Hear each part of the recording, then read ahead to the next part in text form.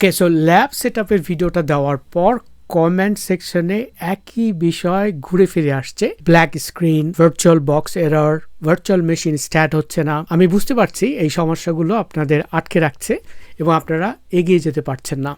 এটা হতাশার, এটাই স্বাভাবিক, কিন্তু এটা মানে হচ্ছে আপনারা সিরিয়াস এটা নিয়ে এবং আপনারা সিরিয়াসলি কোর্সটা করছেন।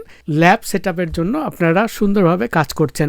তবে দুটো প্রশ্ন বারবার আসছে যেগুলোর উত্তর এখানে আমি দিয়ে দিতে চাই। সেটা হচ্ছে, অনেকে আমাকে লিখছেন যে আমার 4 গিগাবাইট র্যাম আছে, আমি ভার্চুয়াল বক্স আর কালি লিনাক্স চালাতে পারবো কিনা। অবশ্যই পারবো, তবে ভার্চুয়াল মেশিনের র্যাম দেওয়ার সময় সর্বোচ্চ 2 গিগাবাইট দেবেন, যেটা আমি ভিডিওতে দেখিয়েছি।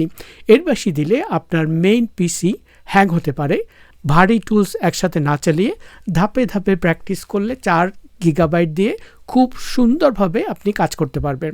দ্বিতীয় প্রশ্নটা হচ্ছে যে ওরাকল ডাউনলোড করতে গেলে পেমেন্ট চাইছে।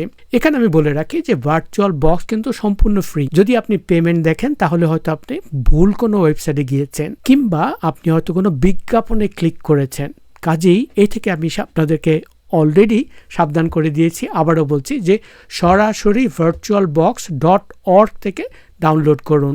এই ধরনের আরও অনেক প্রশ্নের বিস্তারিত উত্তর নিয়ে আপনারা অনেকে জানেন আমি একটি FAQ পেজ তৈরি করেছি আমার গিটবুকে।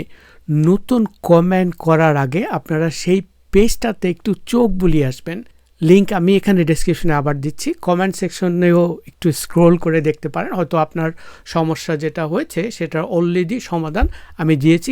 আরেকটা কথা, সেটা হচ্ছে যাদের ল্যাব অলরেডি সেট আপ হয়ে গিয়েছে তাদের কাছে একটা বিশেষ অনুরোধ, কমেন্ট সেকশন একটু মনিটর করুন।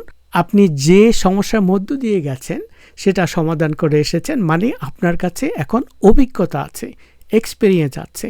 এই এক্সপিরিয়েন্স আপনি শেয়ার করতে পারেন। আরেকটা জিনিস, যারা প্রজেক্টের কাজ করে ফেলেছেন, গিটবুকে যে প্রজেক্ট রয়েছে এই ভিডিওর সাথে যে প্রজেক্টটি, তাদের জন্য একটি কথা বলতে চাই। সেটা হচ্ছে আপনার কাজটা শুধু নিজের জন্য রেখে দিবেন না। ফেসবুকে পোস্ট করুন, লিঙ্কডইনে শেয়ার করুন, নিজের ওয়েবসাইট থাকলে সেখানে পাবলিশ করুন। এটা আপনার পোর্টফোলিওর একটা ইন্টিগ্রাল পার্ট হবে।